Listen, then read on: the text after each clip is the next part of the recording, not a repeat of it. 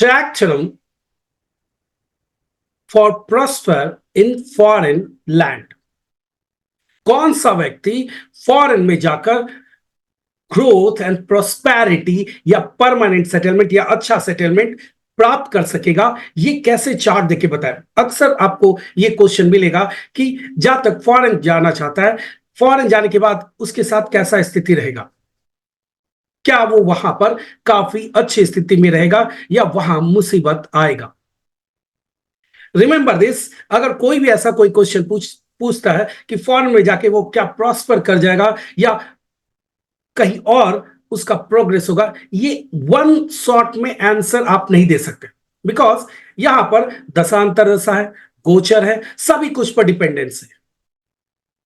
आप ये सभी को कंसीडर करके इन सभी चीजों पर डिपेंडेंट है। सबको जब तक आप कंसीडर नहीं करेंगे ईयर वाइज, तब तक इसका एग्जैक्ट प्रिडिक्शन नहीं कर सकते।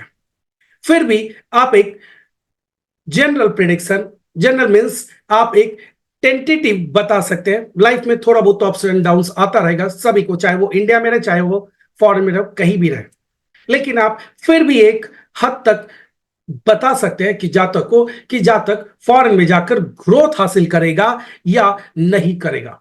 उसके लिए सबसे इंपॉर्टेंट जो टॉपिक है, सबसे इंपॉर्टेंट जो प्लेसमेंट है, उसको ध्यान में रखिए कि सैटर्न फोर्थ हाउस पे हो तो जातक को प्रोस्पेरिटी नेटिव प्लेस पर नहीं मिलेगा। ओके, जातक अपने नेटिव प्लेस से जितना दूर जाएगा उतना ही वो ग्रोथ हासिल करेगा। फोर्थ हाउस में सैटर्न इंडिकेट कि जातक को अपने नेटिव प्लेस से दूर जाना चाहिए, एंड जितना वो दूर जाएगा उतना ही उसको ग्रोथ हासिल होगा।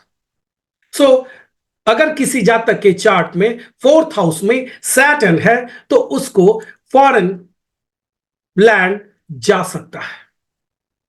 ओके, फॉरेन में जितना दूर जाएगा अपने नेटिव प्लेस से उतना ही बेहतर रिजल्ट मिलता है। यहां पर आपको यह ध्यान देना होगा कि यह कॉम्बिनेशन सैटर्न के फोर्थ हाउस में सबसे ज्यादा इफेक्टिव होगा, एंड अगर सैटर्न किसी तरीके से एस्पेक्ट्स कर रहा है तो वो कंपैरेटिवली कम इफेक्टिव होगा। ओके, सबसे ज्यादा इफेक्टिव यहां रहता है, बाकी सभी जगह अगर एस्पेक्ट्स वाइज अगर फोर्थ हाउस को देख रहा है तो वो कंपैरेटिवली कम है, लेकिन प्लेस्ड है तो ये बहुत स्ट्रांग इंडिकेशन है। ओके, बहुत ही स्ट्रांग इंडिकेशन है। एस्पेक्ट्स वाइज कंपैरेटिवली कम है, प्लेसमेंट वाइज ये बहुत स्ट्रांग कॉम्बिनेशन है। जातक को फॉरेन में जाकर या अपने घर से जितना दूर जाएगा उतना ही जातक विशेष प्रोग्रेस प्रोस्पेरिटी प्राप्त करता है। दूसरा, अगर जातक उन दशांतर दशा में ट्रेवल कर रहा है जो शुभ है, जो वेल प्लेस्ड है, या आने वाले टाइम में वो दशांतर दशा चल रहा है जो शुभ है, वेल प्लेस्ड है, तो वैसे कंडीशन में भी जातक फॉरेन लैंड में प्रॉस्पेरिटी प्राप्त करेगा। ओके, दो कंडीशन याद रखिएगा, एक तो फोर्थ हाउस पर सैटर्न का इंफ्लुएंस, खासकर प्लेसमेंट को ज्यादा इंपॉर्टेंस दीजिएगा। एस्पेक्ट्स रहता है लेकिन कंपैरेटिवली वो उतना ज्यादा इंफ्लुएंस नहीं दिखाता है। फोर्थ हाउस में अगर सैटर्न है तो आप देखेंगे कि वो जातक अपने नेटिव प्लेस पर उतना ज्यादा ग्रोथ नहीं प्राप्त कर पाता है। और जब जातक फॉरेन ट्रेवल कर रहा है तो उस समय उसका दशा देखिए, एंड आने वाला भी दशा देख लीजिए, एंड ये देखिए कि कब क्या उनमें से कोई दशा ऐसा है जो एडवर्स है।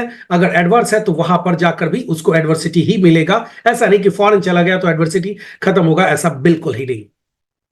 सो बेनिफिक प्लैनेट्स का दशांतर दशा, बेनिफिक मतलब वेल प्लेस्ड, रिमेंबर दिस। ऐसा नहीं कि वीनस आ गया तो बहुत अच्छा है, ऐसा कुछ नहीं। मैंने कहा बेनिफिक का मतलब यहां पर आपको लेना है वेल प्लेस्ड, मतलब अच्छी स्थिति में, अनअफ्लिक्टेड, वेल प्लेस्ड, लग्न में, केंद्र में, त्रिकोण में, उच्च का, ऐसे स्थिति का प्लैनेट्स है या अनअफ्लिक्टेड प्लैनेट्स है, तो वैसे कंडीशन में जातक को उस दशा के दौरान काफी अच्छा रिजल्ट मिलेगा, एंड जातक फॉरेन में भी प्रॉस्पेरिटी प्राप्त करेगा।